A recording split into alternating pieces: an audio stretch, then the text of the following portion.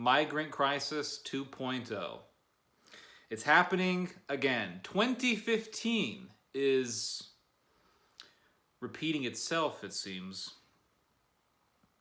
You have tens of thousands of migrants trying to get into Greece, and the right-wing media on the internet, all of the right-wing voices on the internet, are talking about this new migrant crisis. And of course, just as they did in 2015, they are calling it an invasion. One example that is on the top of my head is that of The Voice of Europe. The Voice of Europe is a right-wing website, and they put up an article, I want to say yesterday, saying that Greece could face 150,000 migrants, and they are saying it's an invasion of Greece. And you're seeing this sort of rhetoric all throughout the internet. And you have a video that went viral on Twitter, and it's a video of all of these migrants, hundreds and hundreds and hundreds of them. And this video is being posted up by all of these right-wing voices, and they're all saying the same thing. Look at these invaders. They are at the gates of Europe. Marine Le Pen has been using this sort of rhetoric. A lot of these right-wing types have been doing it. Mark Collette, that BNP fanatic guy. A lot of these types have been doing it.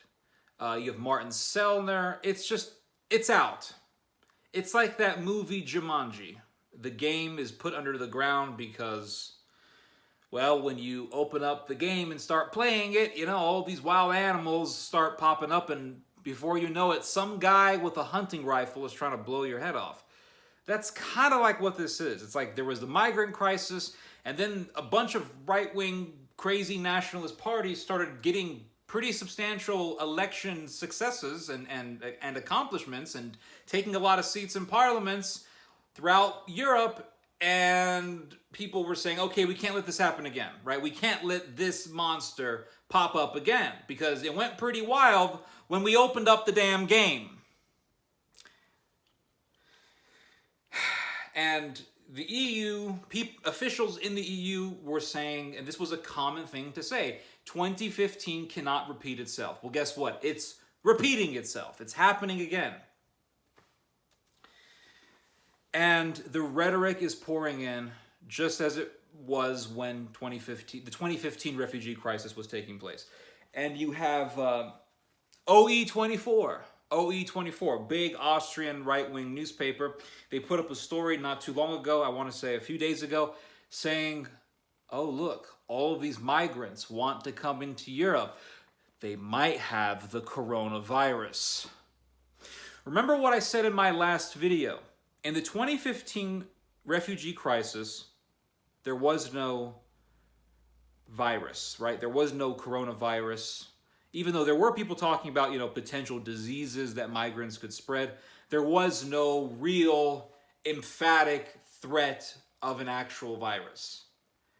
But even with the migrants alone, with 1 million migrants marching into Europe, with that alone, political parties that were considered to be fringe were getting substantial political victories, be it the Forum for Democracy or the Dutch Freedom Party in the Netherlands, be it the Austrian Freedom Party, be it the Sweden Democrats, be it the AFD. These parties got a lot of victories. And that was because of the migrant crisis alone. Now, imagine this happening again with the coronavirus. And the righties are not hesitating to take advantage of this situation. You have Matteo Salvini talking about this, and you have the right wing in Austria bringing this up. It's perfect propaganda fodder. And I see several things happening from all of this. If it continues on at this rate, or if it gets more intense, several things could happen. None of them are good. This is iced tea, mint and lemon balm. Very good stuff. So let's talk a little bit more about this. Let's delve into this subject because this is something that I feel is very important because, a lot of people, they have this misconception that Europe isn't going to have another major war, right? The whole thing with the Great War in World War I or the Second World War, those were events of the past and they will remain in the past. The real fear is China. The real fear is mass immigration from Guatemala. That's the real fear. No. War in Europe? It's not going to happen. But then you look at the history of Europe. You actually start reading books on wars in Europe. You start reading up on the 30 Years' War. You start reading up on all these medieval wars, wars during the Renaissance, and wars during the pre-Christian era of Europe. And you're like, well, there was always war in that place. Just as there's always been war in Asia, always been war in the Middle East, there's always been violence in Africa. Europeans have the same capacity for violence as does every single group of people in the world.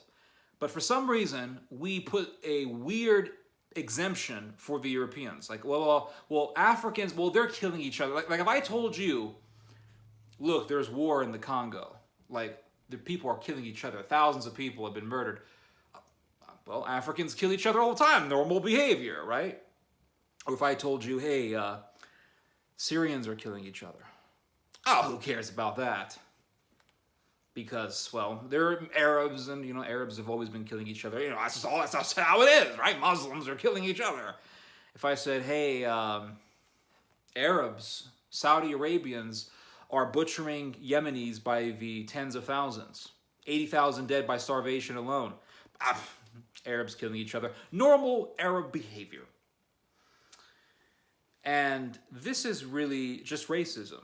People say racism is dead. I don't think so. Because if you talk to people about a potential global war, centered in Europe, they'll just laugh at you and say, well, I don't see that happening. I don't see it happening. I just don't see that happening. All right, the big fear is China. That China is the big fear. The Africans and them damn Guatemalans crossing the border. That's the big fear, guys.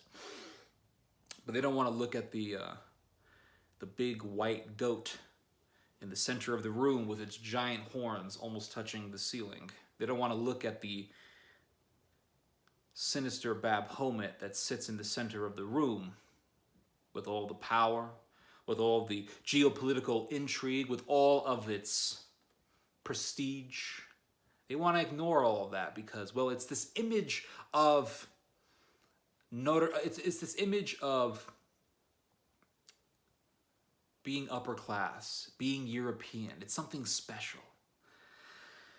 So people tend to have this weird exception for European violence. That's not going to happen again. We're over that.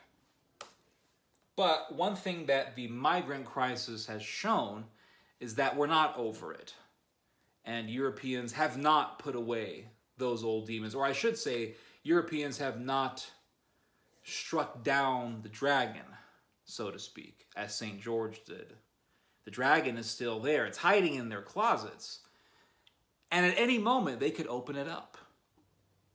And this is something that's very interesting. There was the son of a Nazi. His name is Nicholas Frank. Nicholas Frank's father was a guy named Hans Frank. He was the head of the Nazi government in Poland when the Third Reich occupied Poland.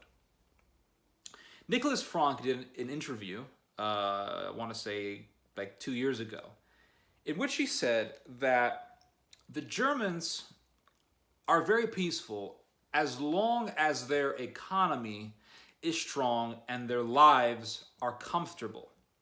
Take away that comfort, take away that financial security, and we'll become Nazis again. This is what Nicholas Frank essentially said. People could laugh at him. They could say he's just a crazy old man. But this guy's dad was a pretty big Nazi leader, so I think we shouldn't just ignore him. I think he has, some sort of a clue. Like, hey, once the comfort goes away, we could flip. And it's a very, very real danger. The migrant crisis has exposed this reality. It has brought to light this reality. Because once you see all of these giant crowds of brown folks and, you know, Semites from Syria, and they're trying to get into Greece, well, all of a sudden you see liberals turning racist. All of a sudden you see people who consider themselves to be classical liberals saying very racialist and tribalist things, expressing these sorts of polarizing sentiments.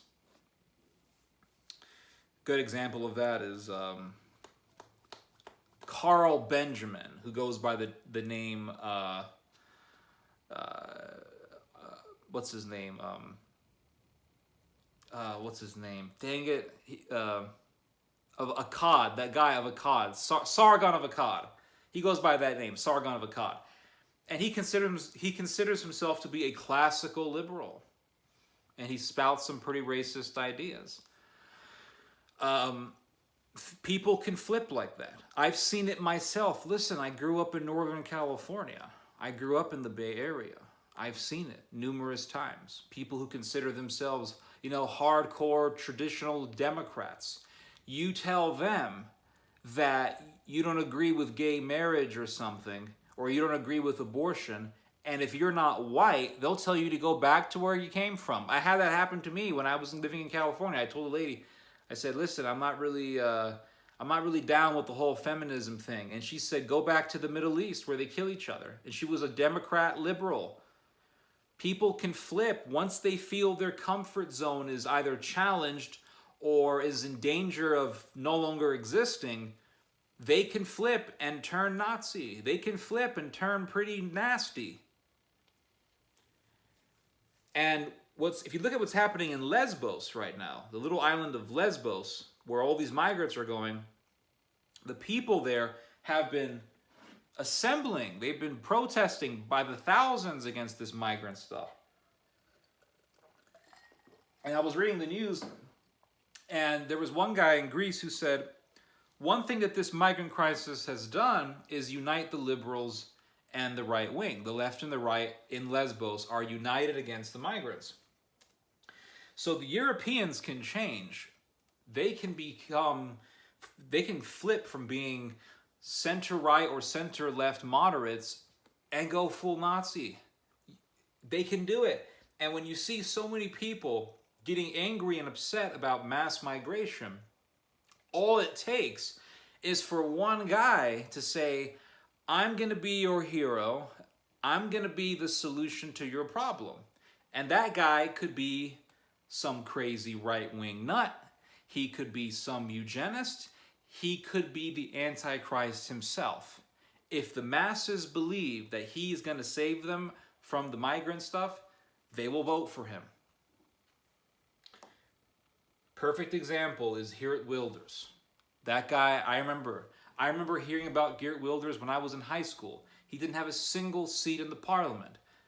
Became the third largest party in 2017 thanks to the migrant crisis.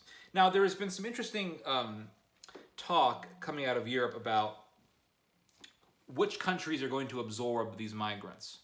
And there was an article that came out yesterday, and it was published by DW, which is Deutsche Welle, which is one of the biggest of the German publications. And this article said that what could happen is the outer European countries, not the Central European, but the outer European countries could absorb these migrants, and that Germany will push these outer countries to absorb them. So we're talking Austria, we're talking maybe Hungary, we're talking Spain, Italy, Greece. These outside European countries could be pushed by the EU or Germany to absorb these migrants. Now, these countries are obviously going to be very resistant to this. The outside European countries have proven to be probably the most resistant to absorbing migrants. We saw this in 2015 and 2016. Hungary didn't want to absorb migrants. Spain absorbed very little migrants. Italy absorbed a lot of them, but the Italians ended up voting for Matteo Salvini, so that reflected that sentiment of not wanting to absorb these people. So, Bulgaria, these countries, they didn't want migrants. They really didn't want them. And these countries are going to be very resistant. So if the Germans push these countries, which are very nationalistic, to absorb migrants, which they're in a way already doing with Greece, these countries are going to become more nationalistic, and they are going to become more anti-EU. Now, a couple things could happen from that. The sentiment for leaving the EU will grow more popular.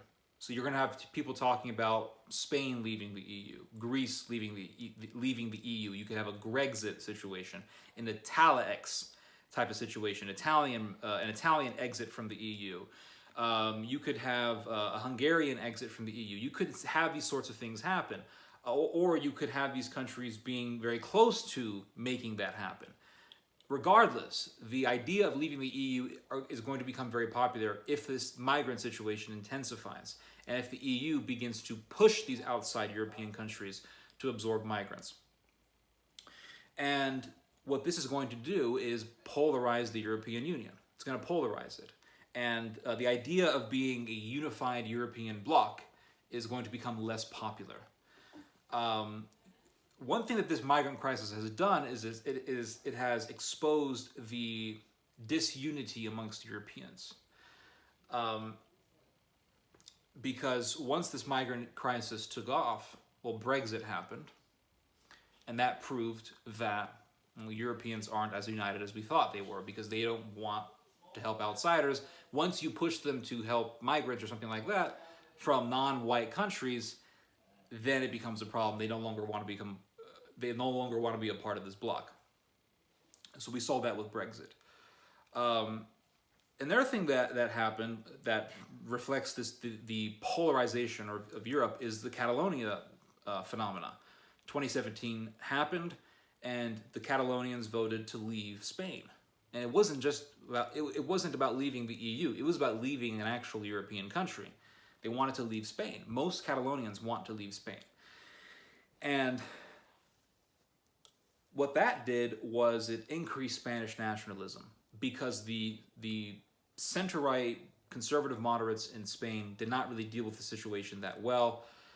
They sent the police into Catalonia, and a whole bunch of people got their ribs and arms broken. And that didn't look good for Spain. And then you had the Spanish president saying, hey, I'm really sorry about, sending cops over there to break your arms and legs and your ribs. And that made him look weak. So conservatives didn't like that. Conservatives in Spain want to see a tougher response to Catalonian separatism. And that led to a lot of Spanish conservatives voting for Vox, the most right-wing party in Spain. Now, I'm kind of familiar with Vox because in 2015 I was in Spain and I actually met the vice president of Vox.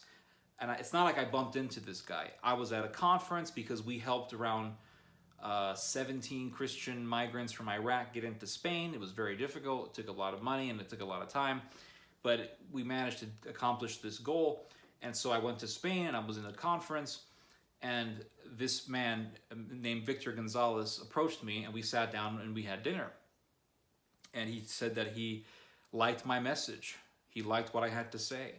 And so we talked for several hours. And he told me that he was the vice president of a political party. And he said, we don't have a single seat in parliament, but you wait, we were going to make it big soon. And that happened last year. Vox got a substantial amount of seats in the Spanish parliament. And it was completely unexpected. But why? Because the far right in Spain, they wanted more representation, and they still want more representation. If the EU begins to push Spain to absorb migrants, the Spaniards are going to be extremely resistant to this idea, as they were in 2015 and 2016. And parties like Vox, the Vox party will become more popular because people are going to want to vote for a party that is more extreme.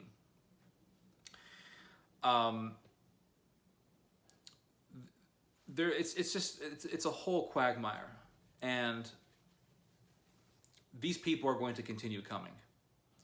The American government knows this. The German government knows this. That's why last month, Gerald Canals, who is one of the officials in Germany in charge of the problem of migration, said that Europe is going to face another refugee crisis. A senior U.S. administration official said the same thing just a couple of weeks ago. So it looks like this train is set, but it's going to be much more intense because of the fear of the coronavirus. And also, it's going to be worse because Turkey doesn't really want to absorb a huge body of migrants again. Turkey already has close to 4 million migrants living within its borders. Turkish people can be very racist, and they don't want non-Turks, especially migrants, being in their country. Make no mistake, Turkey is pretending to be a carer of migrants. They're like, hey, Europe, help these poor people. Turkey doesn't give a damn about these people. That's been made very obvious by the fact that Turkish border security has literally opened fire on migrants. There was a video that came out recently of a Turkish border boat just ramming into a little dinghy with migrants. Turkey doesn't give a damn about these people. If anything, Turkey will use these people as slave labor if they could. But they're using them for geopolitical reasons. It's to pressure Europe, I guess, to help Turkey more in its war in Syria. But there also could be, and this may sound a little bit conspiratorial, and I can't fully prove this, but there also may be the strategy of wanting a powerful Germany. I mean, Turkey was an ally of Germany in the First World War, and it's possible that Turkey wants to see a strong militaristic Germany to help her in her own geopolitical goals of fighting the Russians. It's possible. Last year, I want to say last year, it was either 2019 or 2018. Those 2 years went by so fast, I feel like I'm still in 2019. Horst Seehofer, who is the head of the CSU, the Christian Social Union, which is the sister party for the Christian Democrats, he had a meeting with Matteo Salvini and Sebastian Kurz of the Austrian People's Party. It's a right-wing party that won because of anti-migrant hysteria. And in this conference, they talked about Italy, Germany, and Austria forming an axis. And yes, they use this term, an axis to combat migration into Europe. So what you could have, if this migrant crisis increases to the point that it begins to polarize Europe, are certain countries making stronger alliances and becoming more militaristic. You could see the reemergence of the Austro-Germanic-Italian axis. You could definitely see this. Because if the EU begins to fragment, then a country like Germany is going to have to grab whatever allies she can and form an alliance and form an axis. Germany benefits greatly from the European Union, economically speaking. Germany benefits greatly. But if that bloc, if that union begins to break down, and Germany isn't benefiting from that bloc any longer, then Germany is going to have to do something to compensate for its lack of strength in the European Union. It's going to have to form a strong military and compensate for its lack of benefit from the EU.